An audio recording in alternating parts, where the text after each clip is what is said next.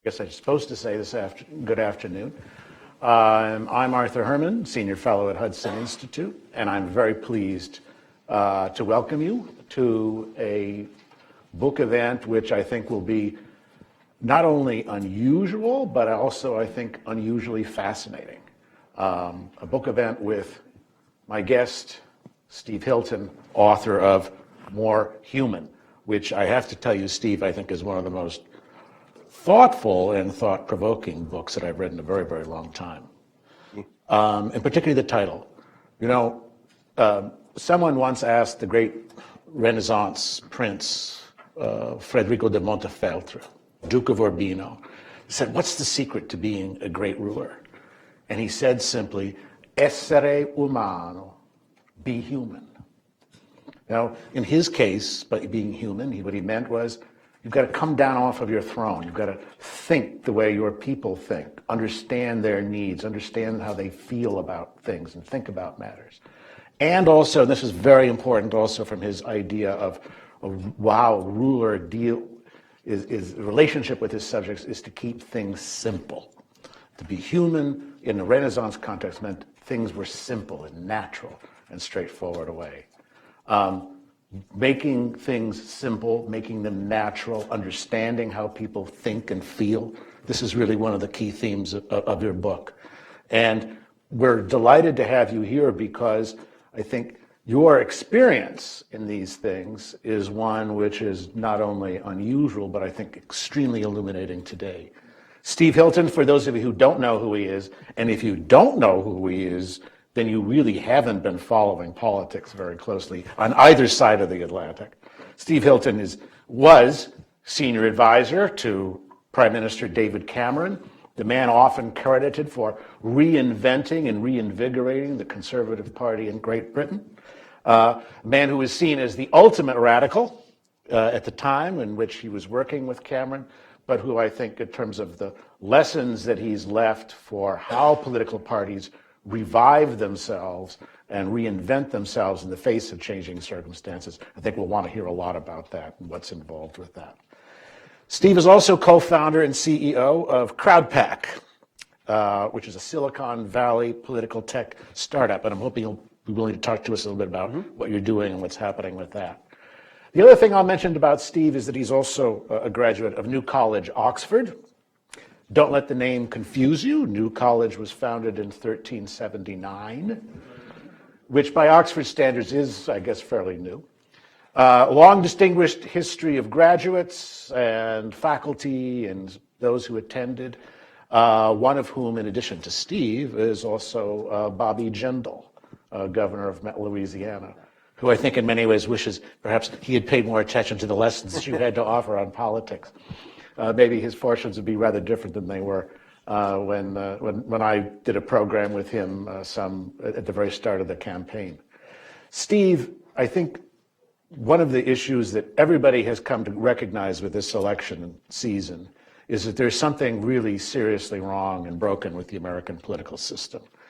And yet, at the same time, we've got all these people, pundits and political consultants and political theorists, who have just simply been traumatized, I'd even say paralyzed, by what's unfolded in this election season. And they seem unable to get a grasp either on what the problem is or what the solutions are. Do you see any kind of light at the end of this tunnel? Others don't seem to. I do, very much so, and I'll get to that in a moment. First of all, I just want to make a little note. I've made a few notes here, and I've written down here, traumatized, paralyzed. I think we're seeing the situation in very similar ways. The same way, that's true. First of all, I just wanted to say thank you very much for coming. Thank you for hosting me here today. In the UK, for many years, my main association with the Hudson Institute was Erwin Stelzer.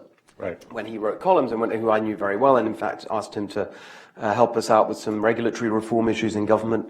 And for many years, I thought that Erwin Stelzer was the Hudson Institute. So it's great to know that there's something else behind it, and it's wonderful to be here. Good. And we're delighted to have you at our new facilities, too. Great. Thank you so much for coming. Just also a quick story on New College. I was on the Hugh Hewitt show this week, and he mentioned that he'd been to New College, Oxford, and he was explaining how much he loved the chapel and the dining hall, these wonderful old buildings, as you say, from many centuries ago. And one of my favorite stories about New College is that the architect who designed the chapel and the dining hall, which is basically one long connected building with these amazing wooden beams holding up the roof, beautiful old wooden beams.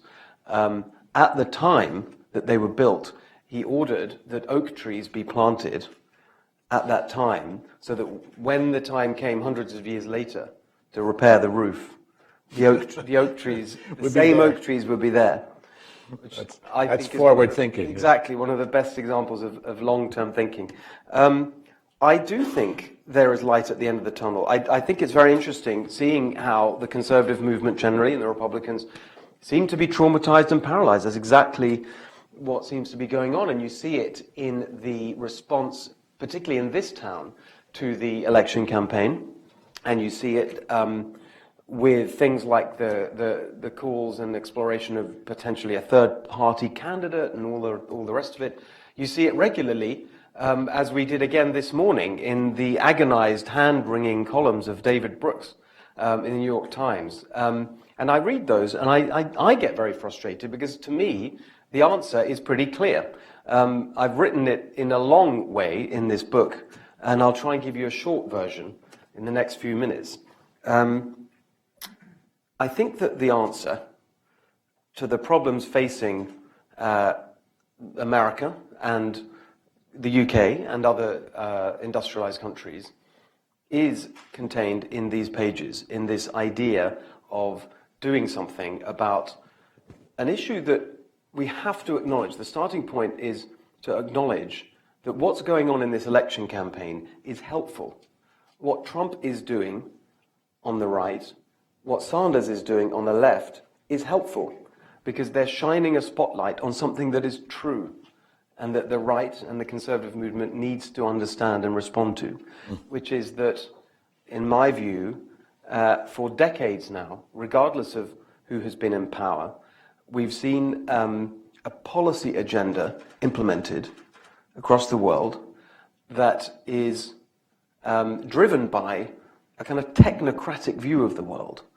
I sometimes put this in a demotic way just to make the point that we live in a world run by bankers, bureaucrats, and accountants.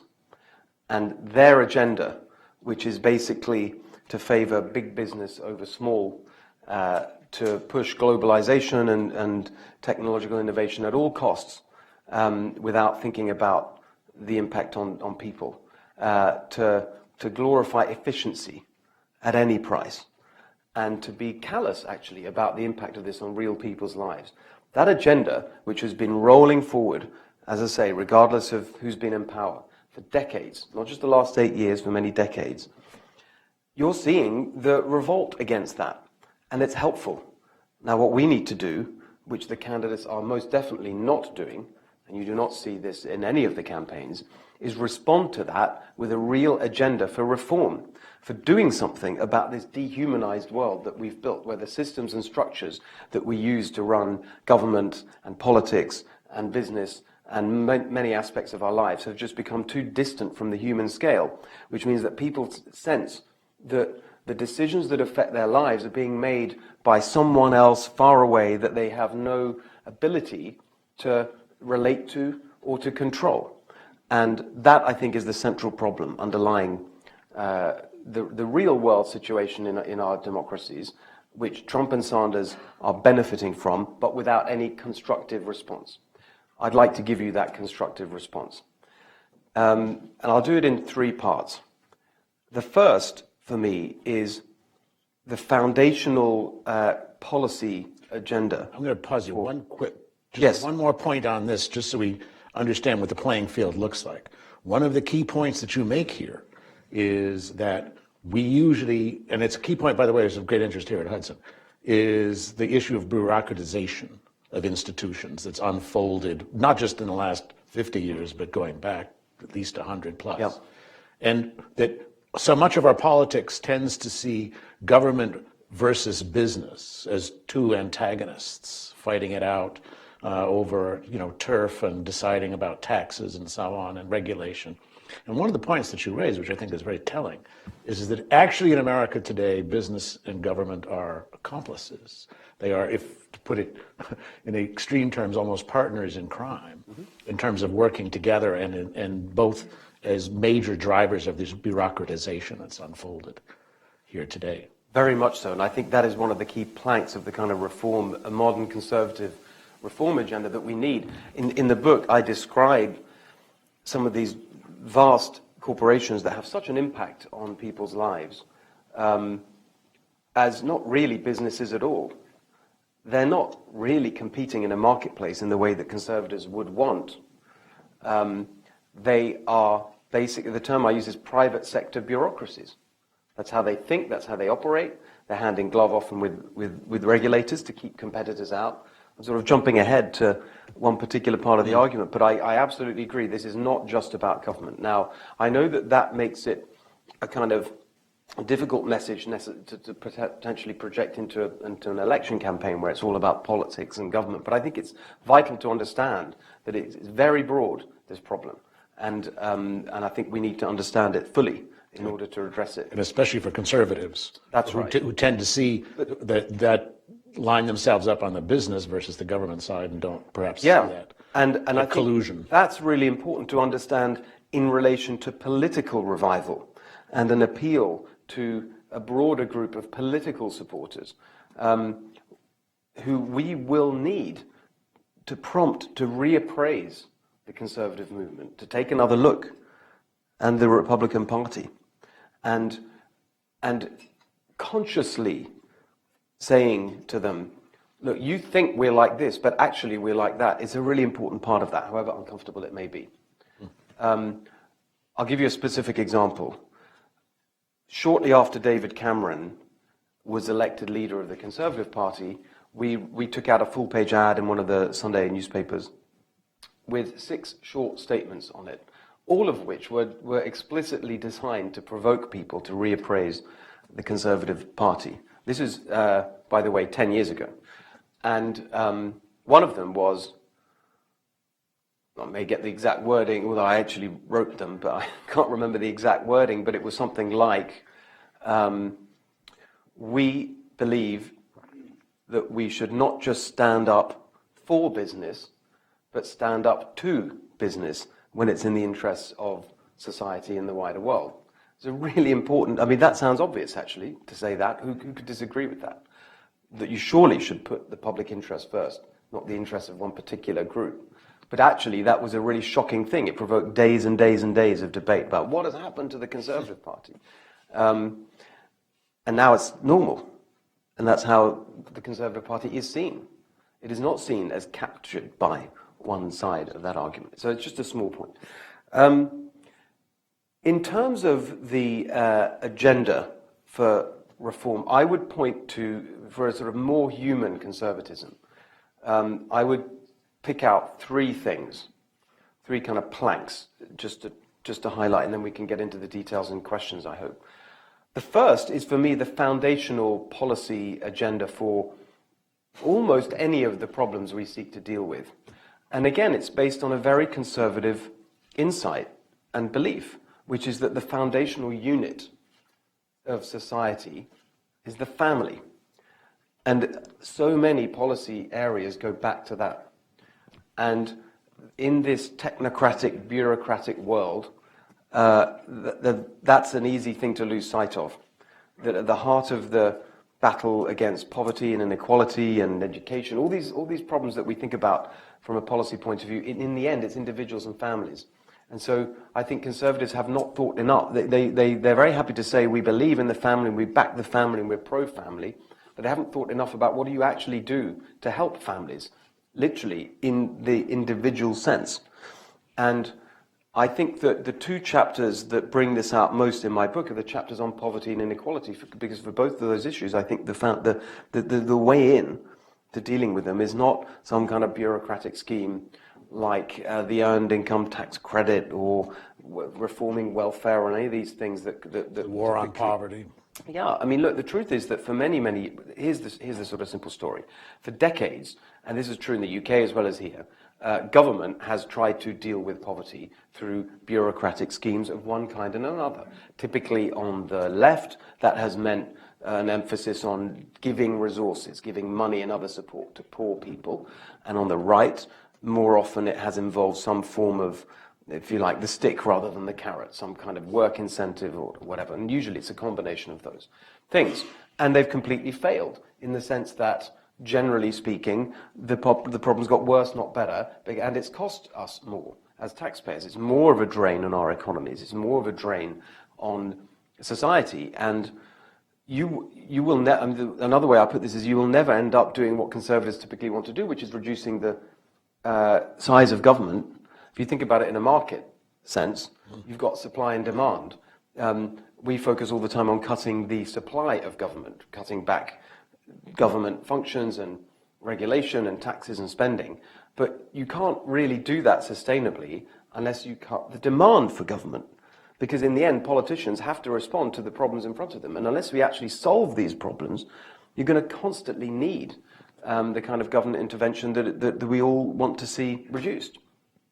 So you have to get to the causes, not just the symptoms of poverty. And I think that comes down to the family, how children are raised. There's so much evidence now from neuroscience and other fields that actually what happens in the family, what happens particularly in the early years of children's lives, is more important than anything in determining whether they will go on to be successful, functioning, flourishing adults who contribute to society rather than act as a drain on it, or not.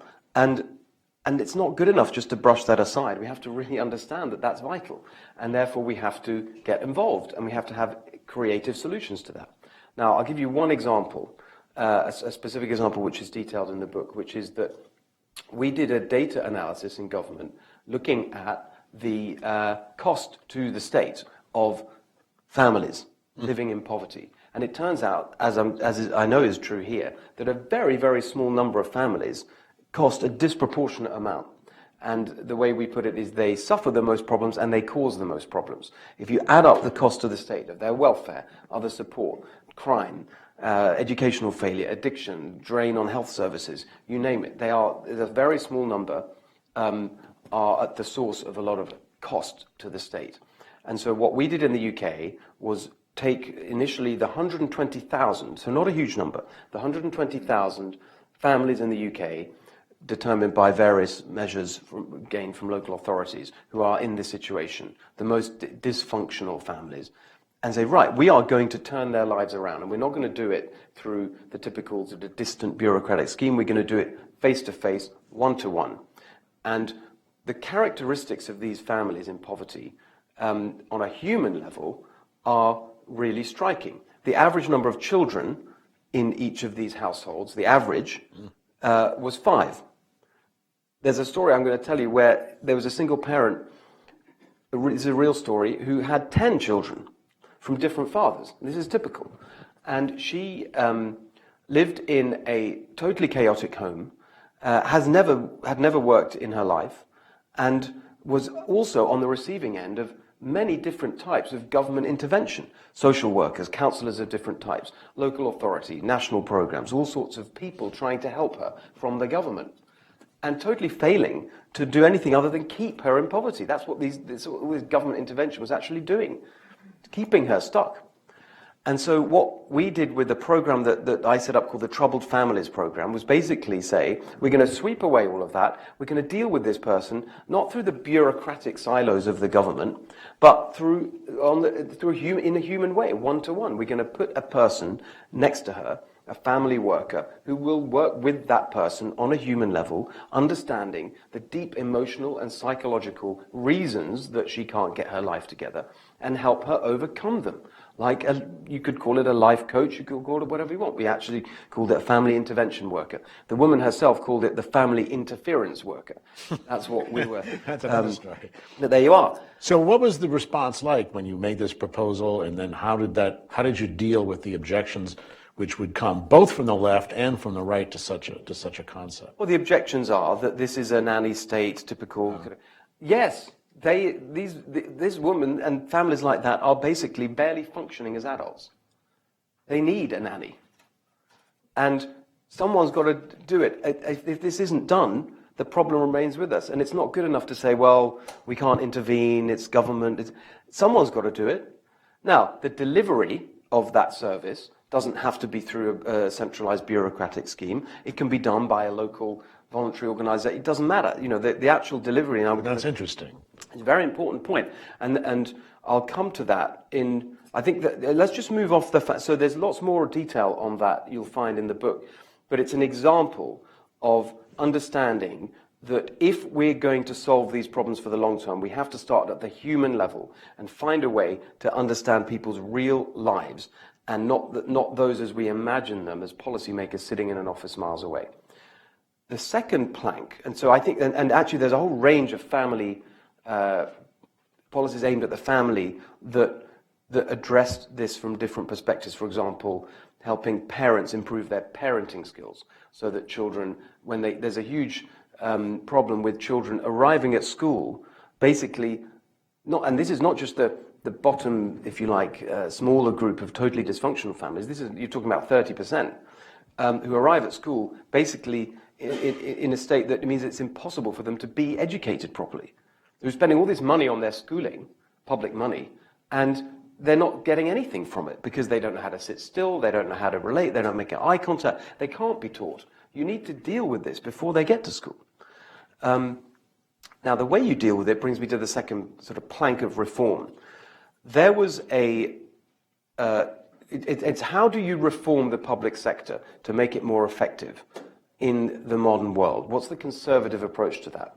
And there's a notion that, I wouldn't necessarily describe this as a political slogan, but it's an idea that informed a lot of what we did in the UK, certainly the thinking that we developed and to a certain extent implemented. It's based on an analysis of how, over history, this bureaucratization has taken place.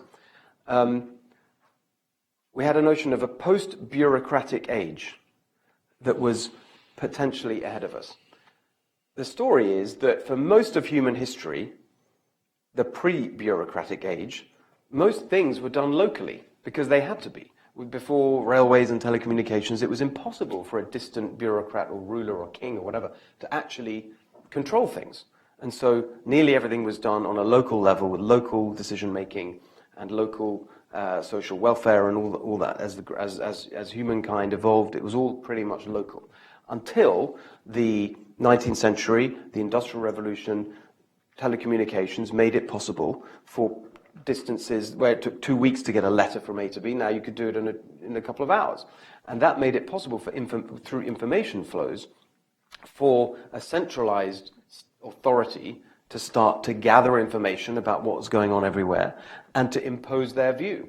And so you saw the rise of the age we're in now, the bureaucratic age, where you find the centralization of functions totally taking over the way things are run. And that was not just in government, but in business too, where you saw the rise of the big corporations that were able to centralize resources and economic power. A lot of this was good, by the way. I'm not saying that this didn't result in lots of progress in various ways, but it did result and has resulted in this massive centralization.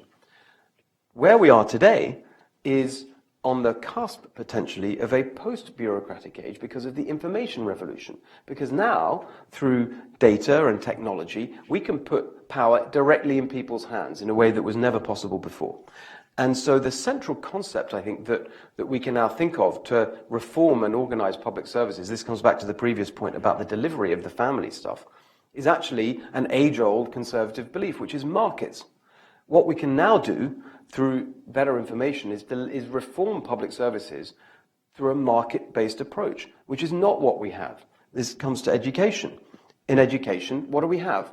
With the provision of schools, we have a totally 19th century model of factory schools, one public school in every neighborhood that everyone goes to that's run by the government, with the teacher unions dominating and the curriculum set, and you'd have debates over Common Core and is it set by the federal government or the states? It doesn't matter. It shouldn't be set by anybody. There shouldn't be government intervention in that sense, because it should be delivered by a market. And now we can do that through better information.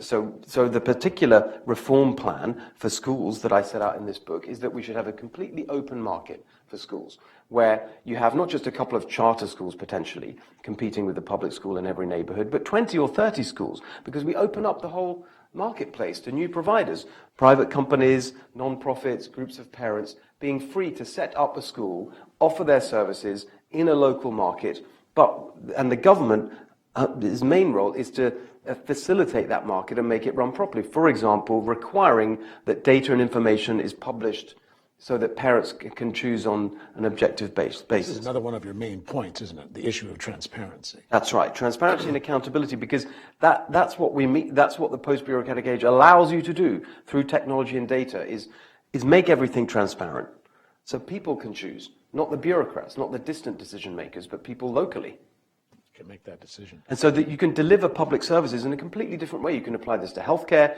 You can apply it to training. I mean, we see in the election campaign a very powerful theme emerging, which is the deindustrialization of the economy, resulting in massive social dissatisfaction, stagnant wages, job losses, and so on. And we all know the story, and that's what Sanders and Trump are tapping into. What are their solutions? Non-existent. Free college doesn't make any sense. Or bring the jobs back, but we're not told how. The real answer to that... Or what kind of jobs? Or what kind of jobs? We have a deindustrializing economy, but an industrialized system for delivering education and training through this kind of 20th century model of bureaucratic centralized government intervention. There too, in terms of skills and training, we can have a more human approach through the market. There are companies now, I profile one in the book, Udacity, but there are others, who have developed a way of delivering skills training literally on people's phones that they can fit in to their daily life. The current government approach, the bureaucratic, centralized approach is, well, we'll pay for a training program and you have to go 4 hours a day for 6 months or a year. No one can do that. It doesn't make any sense. It doesn't fit with their life. And the training that they get is not even connected to the marketplace of the future because it doesn't relate to the world of work that these skills might be needed for. Whereas we're seeing through the market with companies like Udacity, they have a concept called nano degrees, nano courses, which they develop with employers. And these are courses you can literally do on your phone, fit it into your life at any time. That is a perfect example of a post-bureaucratic way of thinking about a public sector intervention that could be delivered in a completely different way. And then it's a more human way because it means that you can choose the course that's perfect for you and the next job or career that you're interested in. Now, and you're in control of it. And I like this because if we think about the reemergence of markets in the information age, if we think about markets as themselves really forms of information, the dissemination of information through price, the way so many economists have, especially at the Austrian school, then the information age and markets naturally go together. There's a natural fit right. in a way in which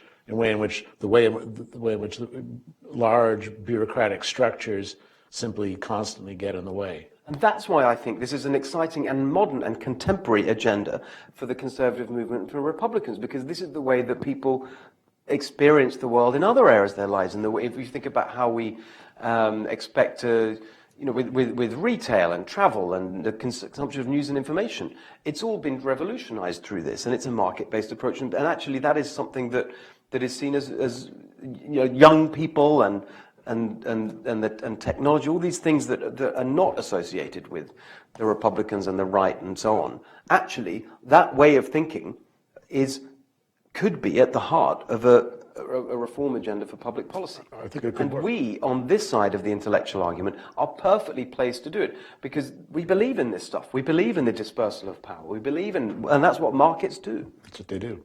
Now, you do say one thing about education which might be a little controversial for some on the right side of the political equation. And when you talk about the inequality of resources from school districts, thinking from the American side point of view as well, of how in wealthy communities the schools simply accumulate more and more resources, and whereas in poorer districts they're just almost impossible to catch up in terms of resources.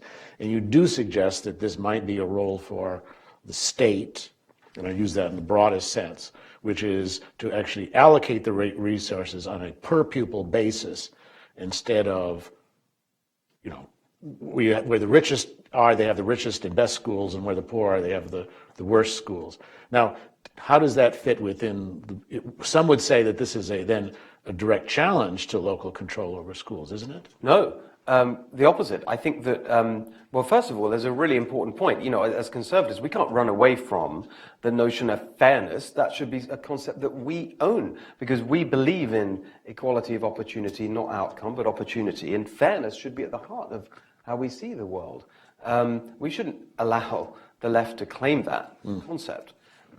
So what that means, the way I would see it, is that you have total decentralization of the provision of schooling to a local market, and the role of the state is to hold the ring, as it were, in terms of fairness, in basically two ways. One, there obviously now we're getting to the real details of the implementation of such a reform, but there needs to be some kind of permitting system, some licensing system, so that there's a sort of minimum standard for an operator of a school. Now, we're a long way from that at the moment. I mean, even in the UK, and by the way, I don't want anyone to think that what I'm talking about here has been done in the UK.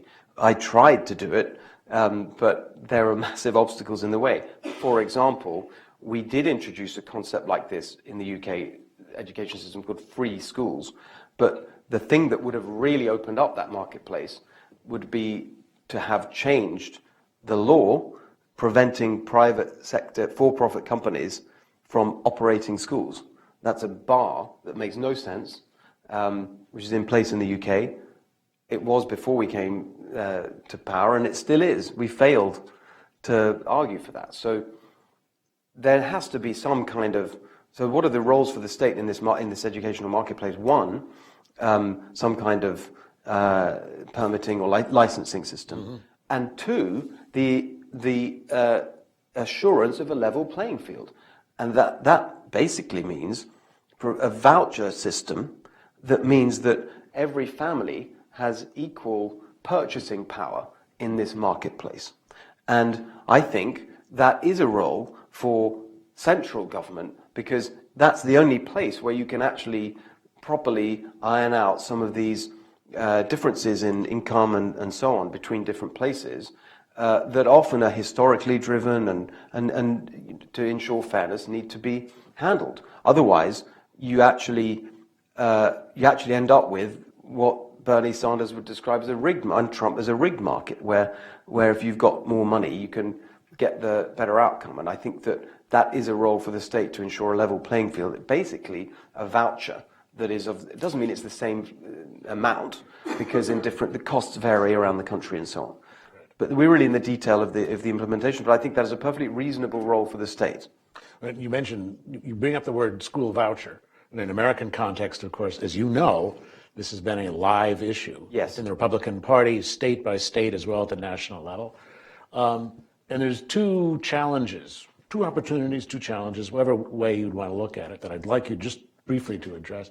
One is, of course, the steady and persistent opposition of teachers' unions to any kinds of changes, and they've become a very, very powerful lobbying group within Democratic Party, not just the national level, but state and municipal level.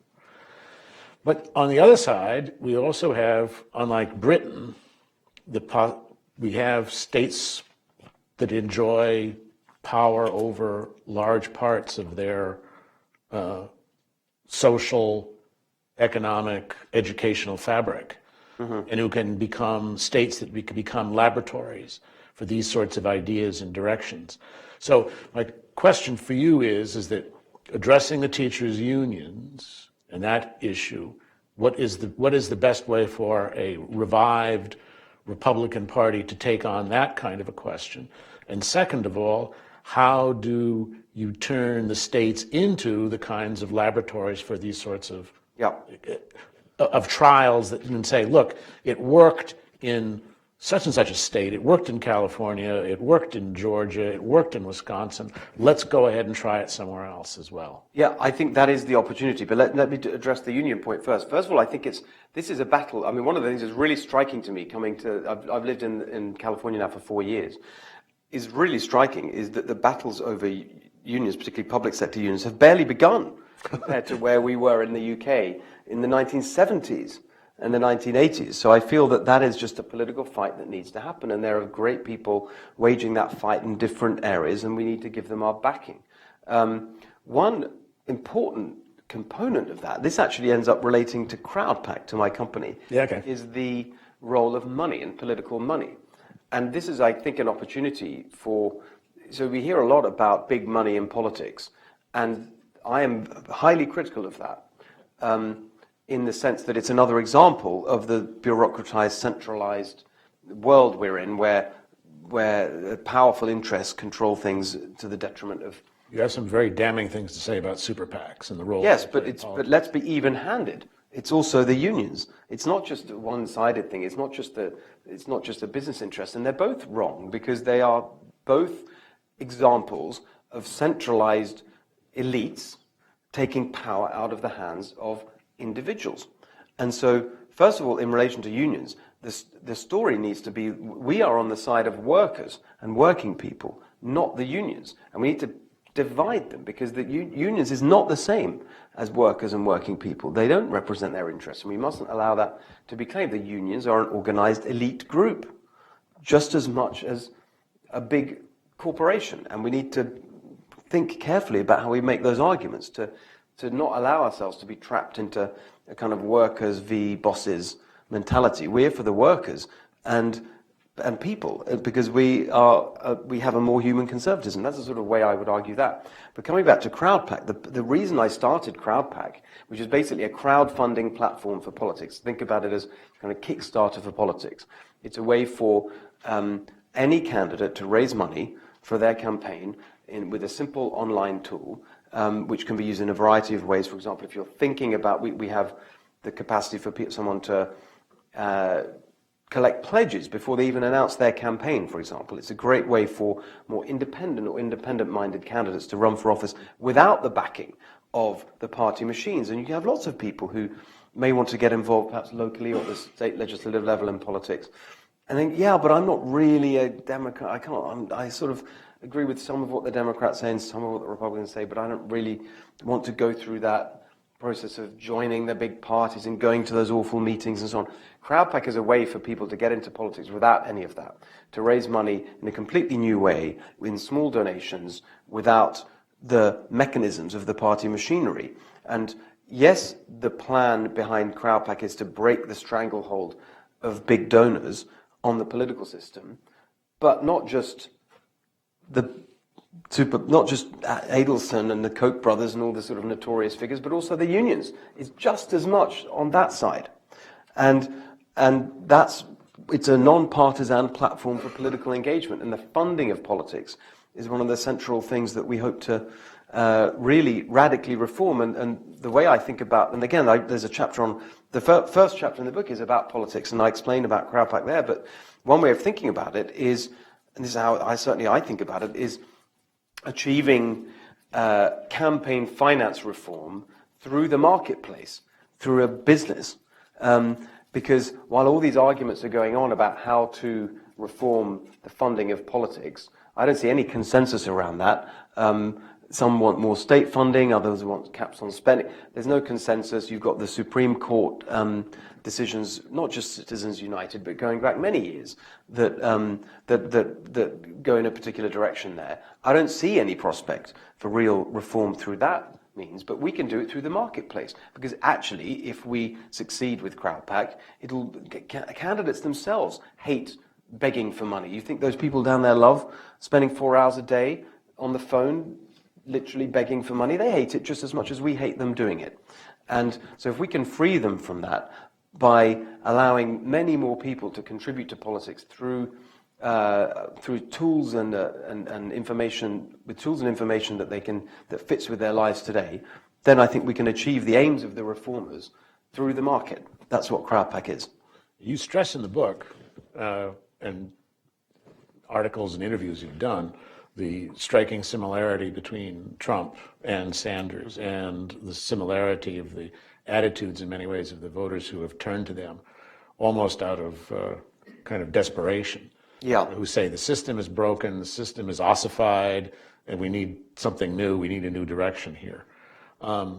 Trump, Sanders, are there elements in the way in which they've now propelled their campaigns forward that can serve as useful models for the way in which, let's say, I'll just focus on the GOP, and the way in which the GOP can, in a sense, revivify itself and resurrect itself as an active party? I don't think so. Don't think so. Simply because the Trump campaign is just not. Of course, as I said at the beginning, I think that he has performed a useful function in revealing some of the discontent and malaise in the country, and that it doesn't have to be a Democrat that speaks to that. And and actually the way he criticizes, for example, the concentration of economic power in certain industries, and in his phrase, the way that, for example, the health insurance companies take care of the legislators and get what they want through the political system, that's helpful and good. But there's no agenda there for change, and the way he's run his campaign in many ways is directly unhelpful to the Republican cause, in the sense that it has alienated so many people as well as attracted people. So I don't see it as any kind of model for anything. But I do see it as something we should use as a jumping off point for the kind of modernizing agenda that we all should be for. And Sanders? The same. I think that, well, in many ways, I think he's worse than Trump, because he is an experienced politician. He should know better than some of the ridiculous and simplistic and totally wrong policy solutions that he's presenting. One of the sentences that you have in the book which really struck me was when you said that it's time for Americans to envision the country they want for themselves, not the country that politicians and their donors tell them they should have. As you think about the mechanisms by which Americans can talk about among themselves or to their elected officials about the country that they want for themselves, how do you see those mechanisms evolving and coming into fuller play? It comes back actually to the point you made in the previous question or the one before that about the states and local government. I think one of the great things about America that I love about America is actually, compared to the UK, political power is more decentralized, and you do have the opportunity to have that kind of experimentation. And I think that politics at the local level is where this is going to really be revived. And I see that as the real opportunity for demonstrating this modernizing conservative approach by putting in place really radical transformations in how we do things at the local and state level. The thing I would worry about is with the growth of the regulatory state, which has really grown over the last 7 years under Obama into really quite powerful proportions, is that you have within the federal government now regulatory agencies which can stamp out local experimentation, new programs that are seen as a threat to or a challenge to whether it's existing ideology or to lobbying groups that have powerful lobbying interests, or simply because it's a direct challenge to the way in which regulatory authority sees itself and its role as making life better for everyone, and that the local people at the local level simply don't understand or don't have a grasp of what's important there. So, can you see a sort of, you've got to, what I get from the book is that bottoms-up approach, but it seems to me there also has to be a top-down, which sort of says the regulatory state, which is, after all, the outgrowth of the bureaucratization of government, needs to be reined in and needs to be pulled in. Very much so. I wouldn't want you to have the impression that I think that we can just forget about the federal government and Congress. Completely right. It needs to help support this. And I think that with Paul Ryan, you definitely have someone who's really interested in ideas and this kind of modernizing conservative agenda. I think that's a really exciting opportunity. What I'd say, however, is how hard it is. I mean, we tried to do this in the UK. Every government, left and right, again, comes in saying, we're going to cut regulation, we're going to cut the red tape, we're going to reform it, it's all going to be better. Nothing ever changes, it grows and grows under governments of all sizes. Under Mrs. Thatcher's administration, regulation in the UK actually rose. And you couldn't have met a person who was more determined to cut it back than her.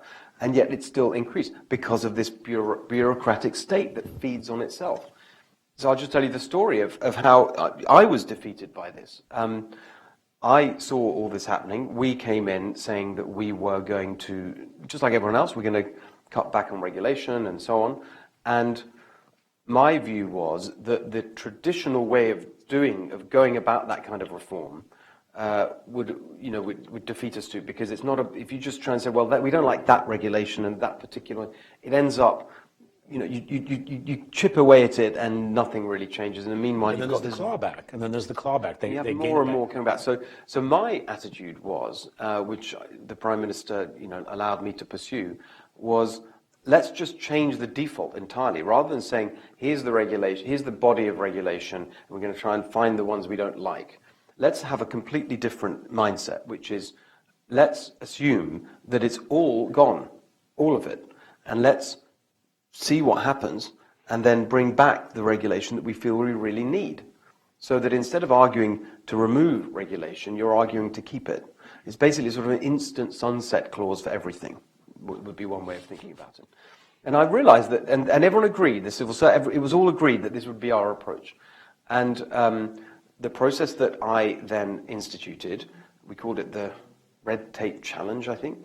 We invited the public to, we crowdsourced ideas for which ones were the work. We took a sectoral approach, so we literally made an inventory of all the regulation in the country, every single one. Mm-hmm. We divided it by sector, so here's the consumer stuff, here's the manufacturing stuff, here's the health and safety, all of this. And then for each one, we invited experts and practitioners and businesses to come in and tell us their experience of it, and the officials, the civil servants. And I had these regular review meetings. I did this personally, because I knew that if I didn't, it would never happen. And I saw, literally from the very first day of this, we had these regular meetings, when the officials from the Department of, I can't remember what it's called, Industry or Business and Commerce, came in, and the first set of regulations that we looked at were the consumer protection stuff. And they had color-coded the hundreds of regulations, and there was the masses of paper. And they were supposed to come with the ones with the default being the ones that we were going to keep, were the ones that, most of them would go, and there's the few that they had to keep. And I saw the color coding, and I saw there's many more of one color than the other. So I said, oh, these are the ones that are going, are they? I said, no, they're the ones that they have to say, because, and so I said, okay, let's get to it. And I remember one of the first ones was regulation on flammable nightwear, and some incredibly detailed thing about flammability and so. And I said, well, why do we need that? Surely the market can take. Well, I think you'll find that, in fact, we've taken soundings, and I think you'll find that the real public direction of travel there will be for gender equalization. I said, what do you mean? He said, well, we currently have regulations on the flammability of female nightwear, but not for male nightwear, and the gender groups are complaining about. I just thought, oh my God, this is what it's going to be like. And sure enough, like other governments before us, we didn't succeed. And I think in the end, you've got to have someone at the top who is just absolutely determined. And this is where I really got to in the end. My experience was there is only one way of actually dealing with all of this, and that is literally to reduce the number of bureaucrats. Yep. That is the only way, radically. And my argument there was that during the days of the British Empire, it was administered from a building called Somerset House in London, which is a very beautiful building. It's now a sort of gallery and public space. And the entire empire was run from Somerset House in a bureaucratic sense. And so I asked how many people fit in Somerset House when Britain was running India and all these places around the world. And it turned out that there's basically room for 10,000 people. I said, well, right, if we could do an empire with 10,000 civil servants, surely we can run, it's not even the UK anymore, because Scotland has devolved government. We're talking about England and Wales, a fraction of the size.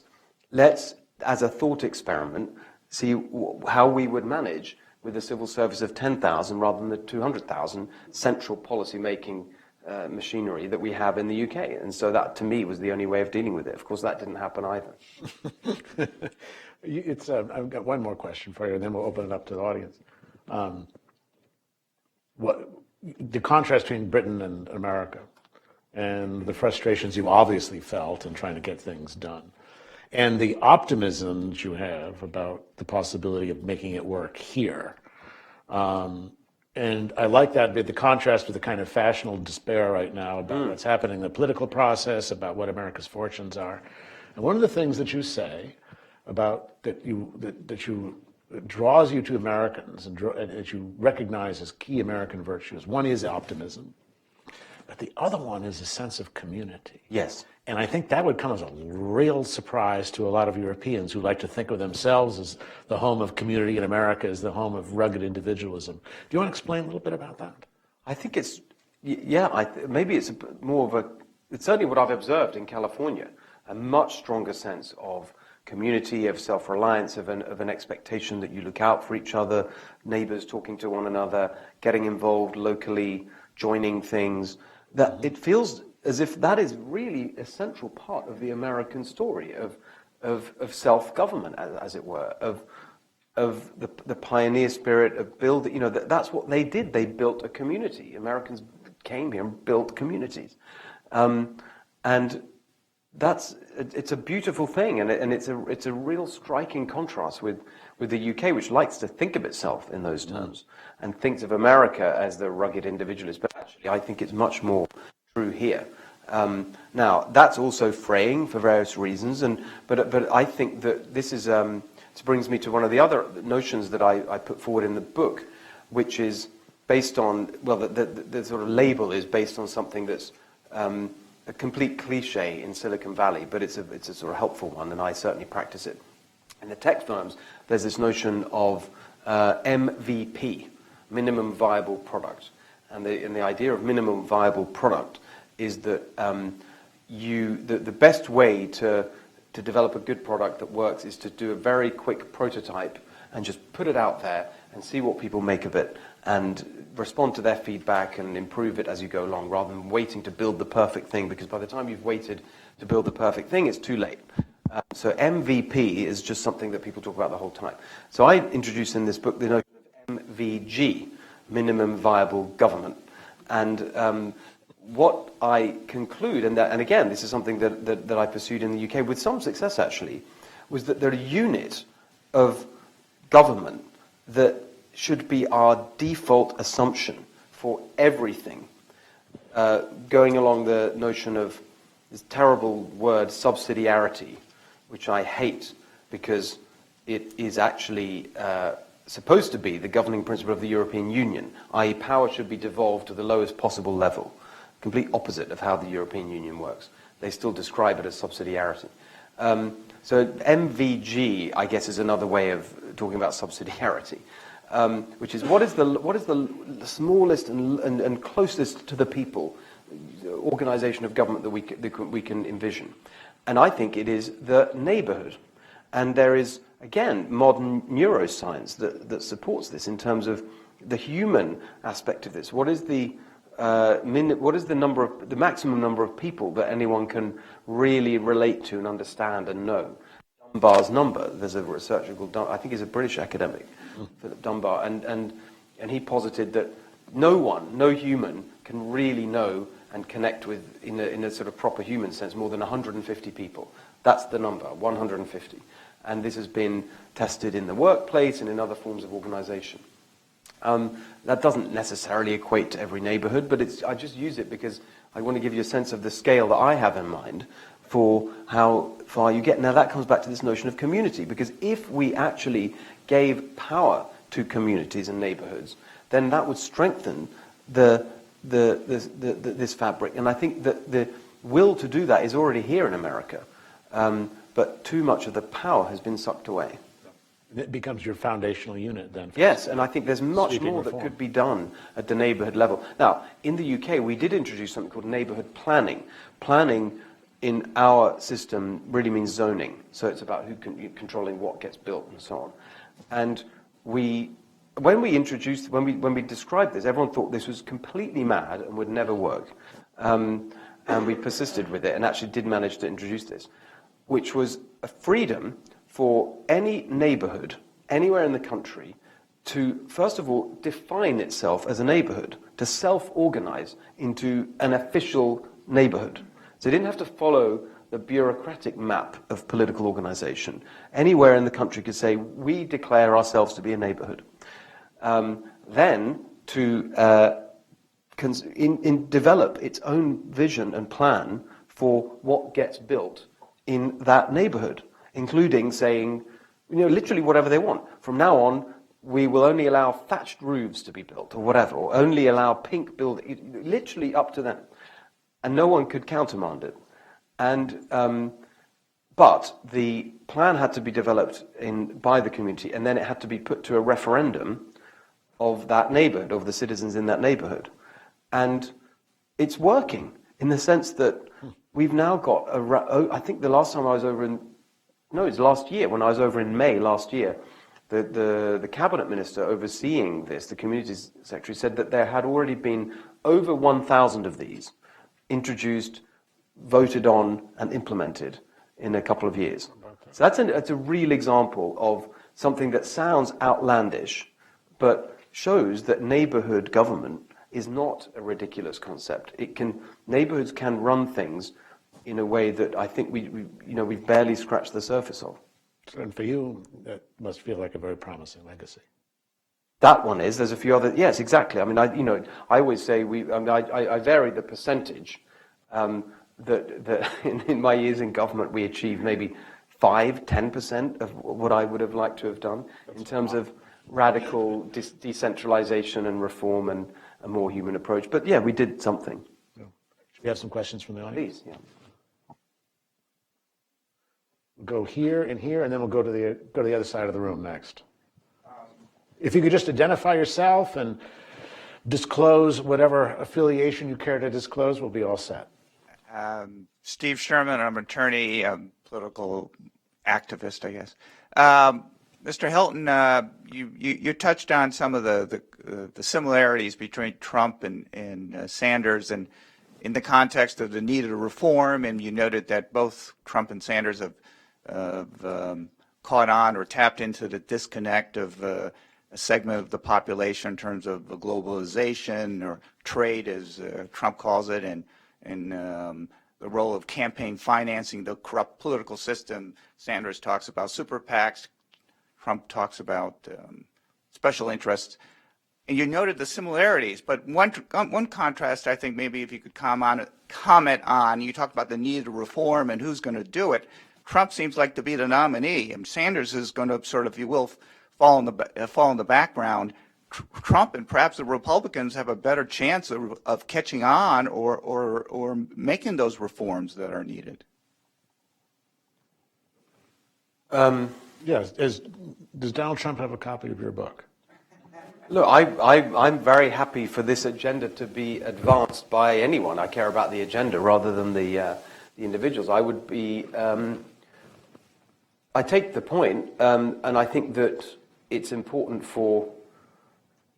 We need to allow the democratic process to do its work, and then whatever we end up with, that's what we've got to work with.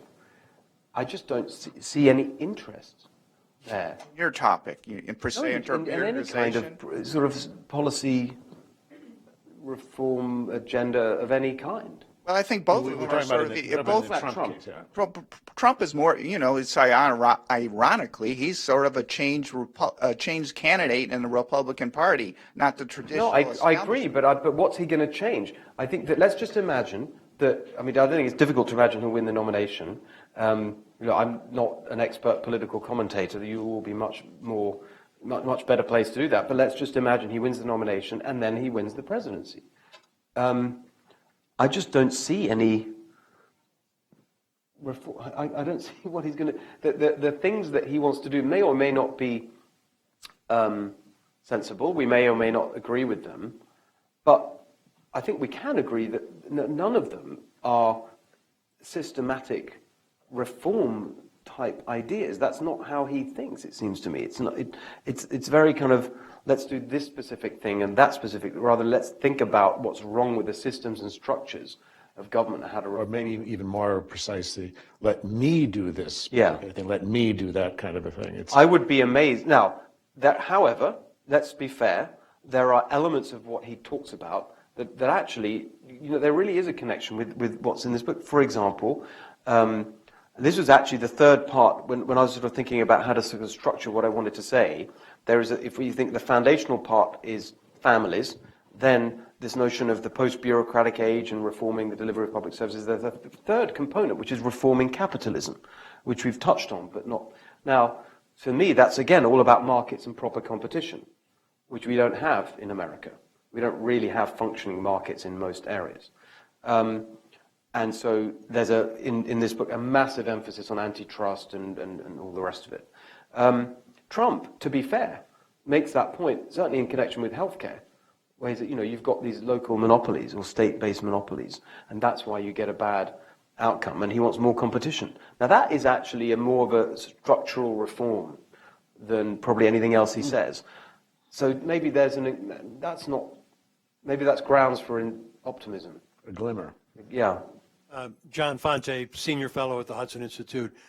You mentioned in your talk that you were attempting to cut one regulation and you ran into the identity politics, essentially, with the gender issue. But identity politics is part of the core agenda of the progressive left: race, ethnicity, gender, immigration, linguistic subgroups, and so on. So this is a core issue. How does your vision deal with this? Yeah, it's a great question. I'll be honest with you, I haven't thought about it enough. I'm very saddened by what's going on campuses. I think that needs to be challenged vigorously. It's really worrying. It's not human because it's actually imposing an ideological worldview on individual personal relationships and circumstances. But I haven't thought enough about what to do about it, I'm afraid. I'd need to. Well, it's, in a sense, what you just said, it sort of works in it. The identity politics agenda, you could say, divides humans into ascribed groups, more or less groups that you're born into, not groups that you voluntarily embrace. So this could fit in with the agenda in that sense. It divides humanity into these antagonistic groups. So that's sort of one way, at least to begin to think about it. Yeah, I definitely share that analysis. What I don't really have a clear sense of is how do we really turn back this tide? And I think that's one of the things that one sees with the Hillary Clinton campaign is a kind of embrace of identity politics. In this case of gender politics, which is that if you're not supporting Hillary, you're not really being a real woman. And by the way, not all of those that doesn't mean that everything under that heading is wrong. I mean, there are areas where I think, again, the implementation, the detail may be at fault, but issues like parental leave, and family intervention, it does come back to that foundational piece. That's really important. And we must not concede all that thinking to the left. We have to develop conservative solutions to supporting families and working families that are constructive and creative. It's not good enough just to say, well, that's all identity politics. Yeah, I think you're right. To the back here, and then we've got 1, 2, 3, 4 actually on this side. We'll come back over. Henry Hetker, retired government. I wonder what your feelings were on, like, the ombudsman set up in Scandinavia, maybe in the 1950s, as a method of, in a large organization for an individual to present any problem he might have to them, to represent him and help him to get something done. And like civil rights staff currently in America, and then you even have the web, like tweets and availability to reach people that way. What are your feelings on all these modernizations? I'm afraid I didn't quite catch the first part of that, we the didn't quite catch Scandinavian thing. The Scandinavian, which was? Oh, ombudsman. Yeah, I'm afraid I'm not familiar with that. We have ombudsmen people in the UK. They tend to be a place to appeal against some kind of government, something that government does that you're not happy about, for an independent appeal. I don't know what. I'm afraid I don't really understand. Well, it's an interesting. Let's think about it this way. You know, the old idea, it goes back to Montesquieu at least, is the idea that the best protection between the individual and tyranny are intermediate bodies. Yep. Which included things such as representative institutions, for example, law courts, corporations, as in the broad sense of legally defined corporations and so on. What we seem to be moving towards in terms of technology, though, is that now the individual choice and the individual participation has become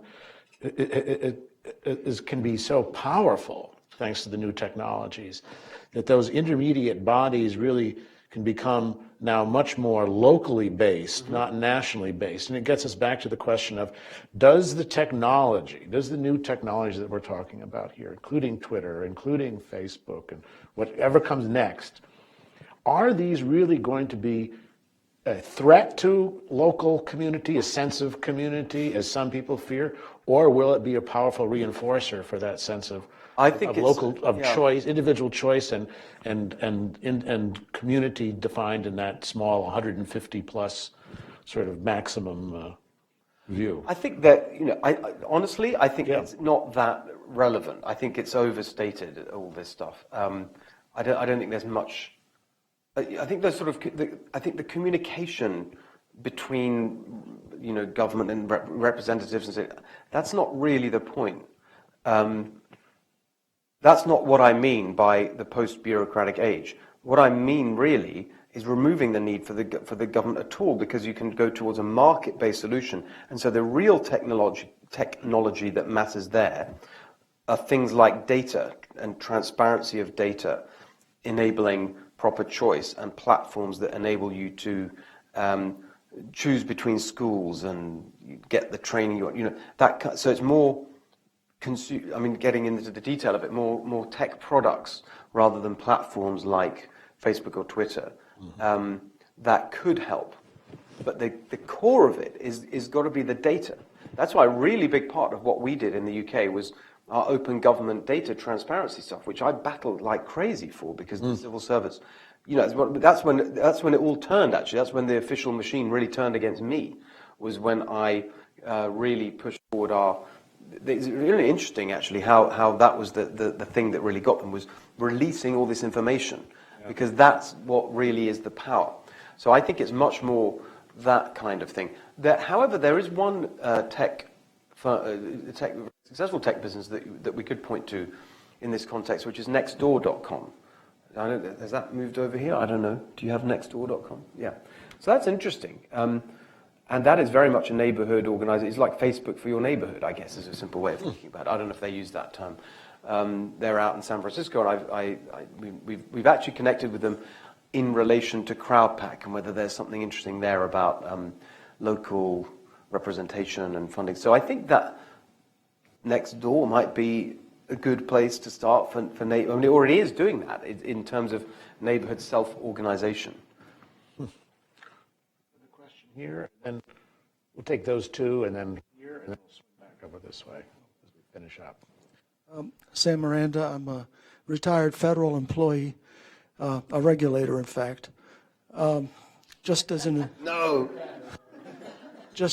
aside on Nextdoor, I'm a member of Nextdoor, and I successfully got a no turn on red sign removed from my street using Nextdoor. Great. Is that right? Great. That's really. I love stories like that. That's real. I used to work I retired from the Nuclear Regulatory Commission, where part of my job was to review applications from utilities operating nuclear plants as to safety aspects and following regulations. And I asked a lot of questions. And sometimes the questions were hard to answer, or maybe they didn't want to answer them. And what I'm getting to is this complicity between business and government. Mm-hmm. It works the other way too, because when I asked some tough questions, sometimes vice presidents of various utilities would come to see my boss, and then I would be asked, "Well, do you really want to ask this question?" And lately, Congress has been cutting back on the budget of the NRC, and the NRC has been cutting back on its hiring. And I understand that they are considering offering buyouts. And as you may know, in industry, and government, when you do things like that, when you offer buyouts, you often lose your best people because they're the ones who have alternatives. So my question is, I haven't read your book, but in your various examples, have you followed them through to scenarios like this? And I agree. We could do with a lot fewer bureaucrats. As Reagan said, the worst words in the English language are "I'm from the government and I'm here to help." Do you follow through on these examples to see how the intended effect is not achieved for effects for reasons that I described? Yeah. I'm just trying to recall the work that we did. I developed a whole strategy around. We have this term Quango. I don't know. It's actually originated, I think, in the 80s. It's an acronym, Quasi-Autonomous Non-Government Organization, and it's basically the regulatory state in many ways. And first of all, the first point I'd make is the argument I was making about cutting numbers, that related purely to this what we call Whitehall in the UK, literally the street in London, central London, where all the government departments typically are, the central policy-making staff. So these are not regulators for specific things. This is purely the policymakers, the civil servants who run policy. That's the bit that I wanted to drastically reduce. In terms of the regulatory agencies that are separate to that, one of the things that I'm just trying to recall, we tried to take an objective kind of principles-based analysis to it. I might dig out I think we did a really good speech on it, actually. It says, okay, how should we think about this? What are the circumstances in which we need good regulation? Because there was a question we asked, actually, which is, how is it possible that in the UK today we are simultaneously over-regulated and under-regulated? In the sense that, if you look at what happened with the financial crash and all the rest of it, that is an example of under-regulation, in the sense that you had these massive systemic risks being undertaken under the nose of regulators. They didn't do anything. But equally, you have absurdly, intrusive regulation on things like which days farmers can put their, like the straw out or whatever, ridiculous. And there's just endless examples of absurd over-regulation.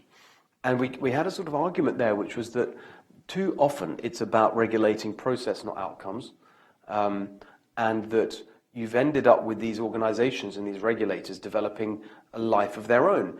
And so we're saying, for example, having directors of strategy and communications, and all, as if they were a kind of corporate. Why do you need any of that when they're there? If you can be very specific about exactly what they're supposed to be there for, the outcomes that they're supposed to drive towards, then you can try and focus them on areas where you need things that are independent of government. For example, in the administration of commercial markets or something, where you need to know that politicians aren't involved, or technical matters, where that's a good example, I think, where the public wants to be reassured that someone who really knows what they're talking about, rather than an elected official who may have as a point of view that's not based on a technical understanding of the issue, is making the decision. So I think it's about just being thoughtful about the circumstances in which good regulation is necessary.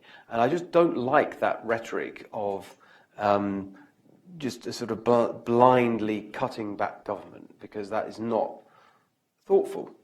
And I think that's one element of modernizing the conservative approach to things is to show a degree of thoughtfulness about some of these things. Right. As opposed to the across-the-board cuts approach. Yes. Kinds of things. We have a question here, and then I'll go to the gentleman in the Georgetown sweatshirt. Hi, Mr. Hilton. My name is Steven Yin. I'm a student at Georgetown University, and I'm also a former campus lead for Governor Jeb Bush. My question focuses on our political discourse today. And as a college student, I feel that a lot of my peers are avoiding conversations on campus that they do not feel comfortable with. And this is marked by something called safe spaces. Yeah. And I don't know, you can disagree with me on this, but I feel that part of what makes us human is knowing how to feel pain and how to deal with things that we may not be comfortable with. And I feel that part of the safe spaces movement also contributes to people putting ideologies and labels before personal opinions. What do you think, or what's a way that, I guess, younger people or people in general can have a more inclusive dialogue where you're not just a Republican or Democrat, but you're you? Yeah, I agree with everything you've said. I don't have an answer. I have a couple of observations or responses. First of all, I think I'm just going to tell a story, which is, I was really surprised to learn when I was in London 2 weeks ago. We launched CrowdPack in the UK, and I was back there. And my closest friend, he's in the book a lot, Rohan Silva, who worked with me in the government, and he runs a business in the UK now, and he was describing how in the workplace this safe spaces thing has crept in the UK with a younger generation of and the most sort of innocuous comments in the work in a meeting saying, "I don't feel safe." I was like really surprised to hear this, that it's got to, and his response was just to say the same thing back. He said, "Well, I don't feel safe now that you said that. We can't have, just challenging it because I can't say what I think. I don't feel safe." And I think in the end, that's how you fight this stuff with, on a human level, with individual leadership. And I think it relates to something else, which is not connected to this point, but it's a really good example. There are a lot of cultural and social changes. There really isn't, you can't do it through, government can have a role, but actually the best leadership is human, is an individual one. Here's some examples. I thought that Paul Ryan, when he said, in the conversation about whether he would take on the speakership, and just made it clear that he was going to have weekends with his family, was an incredible piece of leadership that will have probably a bigger impact than any amount of legislation or regulation. You're just saying it's okay for a man in a leadership position in the Republican Party to say that I put my family first. I think that was great. And you can achieve a lot through that kind of social, actually it's all written up very nice, and I talk about it in the book, behavioral science and so setting social norms is a really powerful change agent. So I think that's got a part to play. And I think that this, again, it's an observation. I don't know where I'm going with this, but it just prompted a thought, which is that with virtual reality. So there's something called the Virtual Reality Lab at Stanford that I've been to. And one of their really interesting experiments was when they somehow created a virtual, they're sort of they're using virtual reality for academic research and social and cultural research. For example, when they put people in some kind of scenario of environmental destruction, like a fish swimming with coral reefs that are dying or trees being chopped down, then they measure whether that changes their behavior over the next 7 days, for example, recycling or turning out light. It turns out that it does. They had something on political identity where you could, through virtual reality, experience what it was like to be a Democrat if you're a Republican, and vice versa. They absolutely established that seeing things from another person's point of view changed your attitudes. I don't know what to make of that, but it just came to mind in response to your question. We'll go here, and then we have time for two more. Yeah. Hi, my name is Reed Howard. I'm a junior in the School of Foreign Service at Georgetown. And my question is about the internet age. I'm very cognizant of the fact that Uber knows where I travel, Google knows what I shop for. So my question is, what expectations should I have for privacy in the 21st century? What's the government's role in protecting our information? And then where should we draw the line between how much information government can get from these companies that know so much about us? Yeah, it's a big issue. I think that I should declare an interest as well, because my wife, Rachel, was for many years head of government relations and PR at Google worldwide, and she now performs that role at Uber. So I don't speak for them. She does a very good job there, and I often have disagreements. You'll see in the book somewhere I write that I try and avoid talking about Google or Uber in the book in order to not have strife at home. So, but I just wanted to make that clear. Yeah, there you are. So I just wanted to make that clear. Now, the thing, this is very much a Google position on this, but I happen to agree with it, which is that the information that Google has on you, and that it's fine as long as you're in control of it, and you set your privacy settings, and you decide how much they have, and you can search incognito or whatever. You don't want them to see what you are. As long as you're in control, it's okay. I think that's right. And the basic answer is, well, if you don't want, and it is there's choice here, and you are at liberty not to use Uber if you don't want them to know where you're going, and so on. I mean, I don't have a phone, I don't have a smartphone, so I can't use Uber. So I just, hopefully won't be completely put out of business. But I think there's a true point there, which is that you are in control of it. I think the government point is very important. And there's a great debate about that. I welcomed the whole Snowden thing for prompting that debate. And I think that is something to be really concerned about. And I think that they're approaching it quite well. I think the Obama administration actually they had some information bill of rights or something that they put. I thought it was good. There's something else you asked about. Sorry, I wanted to say another thing about privacy, which is it's a massive generational change. I mean, I find it shocking the degree to which people your age are okay with sharing information. I mean, about yourself. I find it truly shocking. I'm still in a world where when I put into Google Maps my address to look at the distance to whatever destination, and a picture of our house comes up, I find that through Street View. I find that truly shocking and invasive. Now younger people think that's completely normal. Now, let me understand this. You don't have a smartphone? I do not. You work at Silicon Valley, you own a company, you don't have a smartphone. Correct. You're still a BlackBerry guy?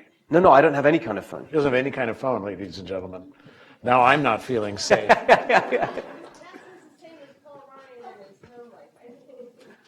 Well, I haven't for 4 years, actually. Wow. Was it when I moved? Gave it up as an experiment, or you Funny simply said, I don't really need all the. I'll tell you. Funny enough, I have written about it because a journalist I met thought it was very interesting.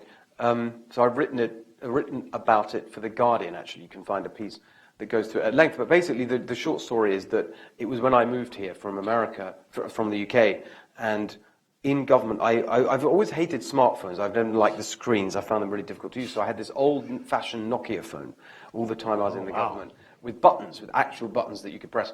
And I loved, and I communicated a lot on text. That's how I used to operate. And I loved this old Nokia phone. And I didn't realize that it wasn't made anymore. And I moved here, and they'd put some security thing on it so I could talk to the Prime Minister and whatever. And none of that worked, of course. And then it was a government phone. And then I came here, and I was no longer in the government, so it didn't work. And then what happened? I tried to get the Nokia phone back, and they didn't make them anymore. So I couldn't buy that. And I tried, basically in Silicon Valley, you had to get a smartphone. I couldn't find that. And basically after a few weeks of faffing around, not being able to get a phone, I realized that a week had gone by without any kind of phone. And You were still alive. Right, and not just that, but sort of, happy and carefree. And so it started as an accident, and then it is very much now a choice, much to the consternation. Well, you'll read the piece and you'll see. Yeah, we'll have to do that. I've tried to be fair about the impact, not just on me, on others around me. Did you have a question? You did. Then that'll be our last question. I would use the mic there. Yeah. There you go. Bill Tucker is my name. I worked in the White House counsel's office during the Reagan administration and ran a part of the Reagan campaign and then Senior Bush's campaign and the Junior Bush's campaign also. And I'd like your observation and your opinion as to the current situation we have in our country in this election coming up. There has not been a candidate like Trump in our country that's been successful.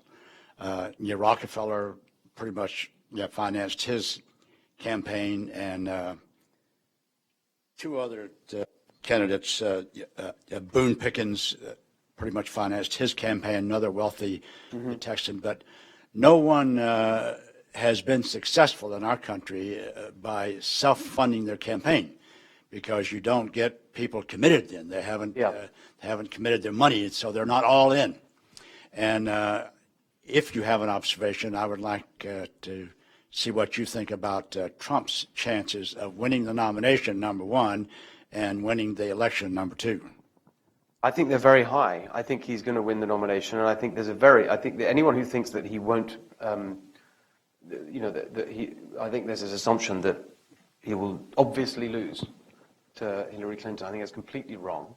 I think that on the self-financing, but one of the reasons I set up CrowdPack was exactly to your point, that to enable non-billionaires, independent candidates or fresh type, candidates that don't fit the mold, to be able to run for office. Without that, I mean, Bloomberg's another example, a very good example in my view, but an example of someone who's did a great job. So I think it's not. I don't like the idea that only incredibly wealthy people can jump into politics. But they haven't been successful. They haven't been successful, but I think it would be good if that's right. And for the point you make, which is that they typically haven't. They've been they haven't been politically savvy enough to transcend the fact that they don't have a base. That's exactly right. They don't have that. There's a total connection, as you say, between a donor who then a volunteer and a supporter and an organizer, and that's what parties try to do. But Trump is different because he does have that amazing communication skill and an ability to really tap into public sentiment, and that's what distinguishes him. And he has a base. It's a media base, as opposed to but he really. I mean, there was an amazing piece on segment on Morning Joe I noticed this week, where they spoke to Trump supporters outside a rally. I don't know if anyone saw it. It was a sort of 2.5-minute compilation of the things that Trump supporters was saying in response to why are you supporting him. And as the panelists on Morning Joe noted, it was the most kind of on-message response you could ever have imagined. He is a brilliant communicator, and he understands his audience and speaks in terms that they understand. And so they can say, why do you support him? Well, because he's going to shake things up, he's going to do this, he's going to take on all the things that he says, they repeat, because they're simple and clear and relate to their lives. And so that's why he's able, that's why I think he's going to be different to the other self-funders, because he's just much better at the art of being a politician. Yep, he's a walking meme. Well, I promised you this was going to be a thoughtful and thought-provoking discussion, and I think we came through. I want to thank Steve Hilton for a very fascinating hour and a half. I can't believe it's gone by already. And the thing I will leave to the rest of you is that this book, whatever happens in this election, whoever wins, if a Republican Party, of any major political party, is going to reorganize itself and resurrect itself, revivify itself, then it's going to ignore this book at its peril. Appreciate that. Thank you very much. Thanks again, Stephen. Thank you. Thank you.